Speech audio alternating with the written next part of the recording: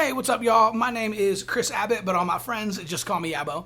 And in this video, I'm going to be walking you through a church that literally went from 350 to 800 in only 4 weeks, right? So we're going to take time in this video to kind of break it down step by step so you can do this at your church. So let's talk about how to double your church in 30 days or less, coming up.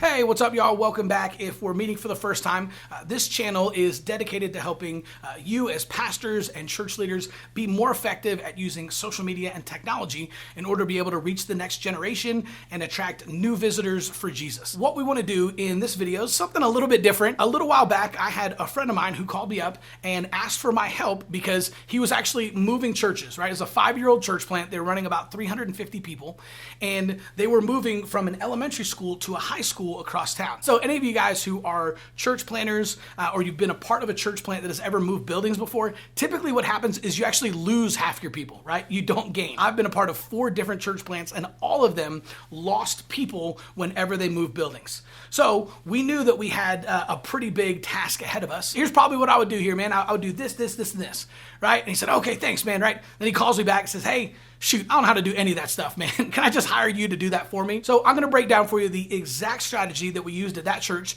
to go from 350 to 800 in only 4 weeks so that you can use the exact same strategy at your church. So let's dive in. Okay, so step number 1, the first thing that we did is we created a landing page on the website that just talked about the grand opening, right? So what we decided to do is, I know that people naturally love new things and they love being part of first things. So what we did is we didn't just talk about the first service in the new building or anything like that. What we did is we specifically used the word new as much as possible because we wanted this to feel like a new opportunity, right? This is the grand opening. Come be a part of our very first service at the grand opening on Sunday, August 12th.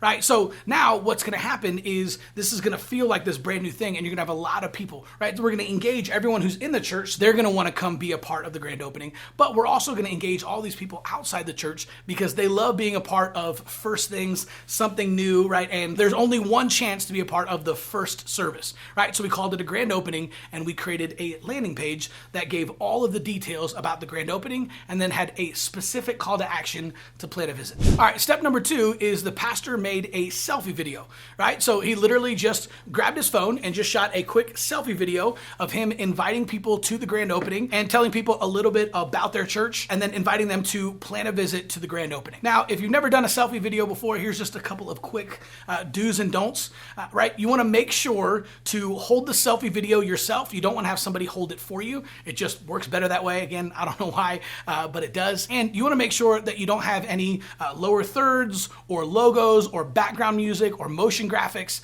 right? If it looks produced, it looks like a commercial and people will keep scrolling. The whole idea of this, the reason we're doing a selfie video, is we want this to look like the types of content that's on that platform, right? So whenever you go on Facebook and Instagram, you're constantly seeing selfie videos, right? And so most people won't even realize this is an ad. We want it to look like everything else that they're seeing. If they see a video that's professionally produced, it's been shot in a studio, has lower thirds, right? It's like, fading from black and all that stuff. I'm telling you, it's not going to convert. It's not going to work because people look at it and they see polished and they think commercial, right? Somebody's trying to sell me something and they'll just keep scrolling. But if they see a selfie video, right, it's just like, oh, whoa, hey, what's this right here? Who's this guy? Why is this in my feed? Now, here's a little bit of a pro tip. If you do a walking selfie video, you'll actually get more people to watch the video as they go along because here's the deal is people are watching you, but they're also looking in the background to see, man, is he on Main Street? Or, hey, where is he? Like, man, is that a church behind him? Or, man, is he walking through a hallway? So just having a walking selfie video is going to keep people engaged a lot longer. And then kind of a cool trick is you can actually walk in and out of doorways.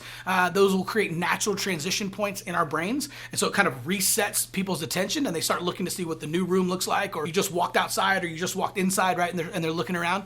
Or you can walk around a corner. So I've done this a bunch of times in selfie videos that I've created where I'll be walking down the street and about 10 to 15 seconds in, right when people's attention starts to wane, I'll walk around a corner and now it kind of re-engages everyone. People start looking around to see what it looks like and trying to figure out where you're at. It's just going to re-engage and keep people's attention even longer.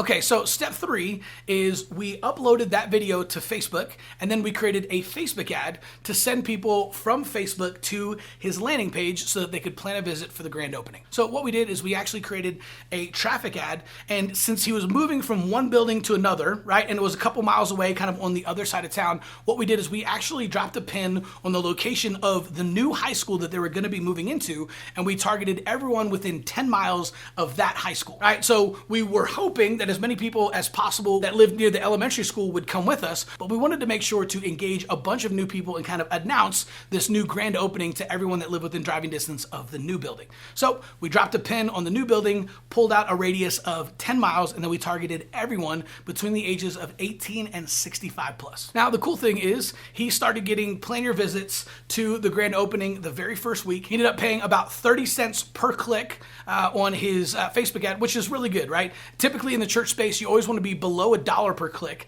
and preferably under 50 cents per click, right? If you're anywhere in the 30s or below, you're crushing it. So we were really happy with 30 cents per click because we were sending a ton of people to the landing page to tell them about the grand opening, and some of them were even starting to plan a visit for the grand opening. So the cool thing is that very first week, they already went from 350 to 375. Right? So kind of a cool little 25-person jump, even though all we're doing is inviting people out to the grand opening. It kind of built some buzz. It re-engaged some people that hadn't been in a while. It brought in some new visitors, got everybody excited. And the very first week, they'd already gone from 350 to 375. All right, so step number 4 for the second week, what he decided to do was he went out and he actually created another selfie video, but this time he had his wife in the selfie video as well. Now, this is crazy. I had never seen this before until this point, but when we uploaded that video and we ran another ad, the cost per click all of a sudden dropped from 30 cents per click to 15 cents per click.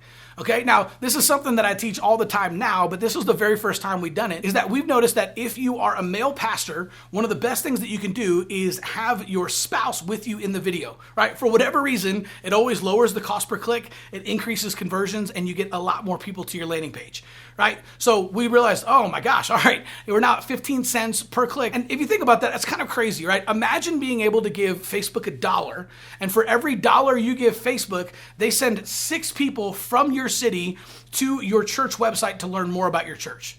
Right? That's pretty crazy. I think every single one of us would do that over and over again, right? So that's exactly what we did. We ran that Facebook ad to the landing page, and then in week 2, we actually had 395 people. So before I get to my last 2 points, if you know somebody that is trying to grow your church or somebody that might like this video, man, would you share this video with them, right? Something that's pretty simple for you. They're probably going to thank you, and it means the world to me. All right, so step number 5, what they started doing at this point is every 4 to 7 days, they would record a new video, and then we would create a new Facebook ad. We made sure that we always had the pastor and his wife in both of them. We even created a couple where it was just her speaking to some of the women of the city and inviting them out to the grand opening, right? And every single one of those ads was between 10 cents a click and 18 cents a click. So we just kept sending hundreds of people to that landing page every single day to invite them to the grand opening. And the cool thing is, week 3, the Sunday before the grand opening, they had 500 people that showed up to church. All right, and finally, step 6, the grand opening. Right? We continued to execute this strategy that we talked about, selfie videos with the pastor and his wife.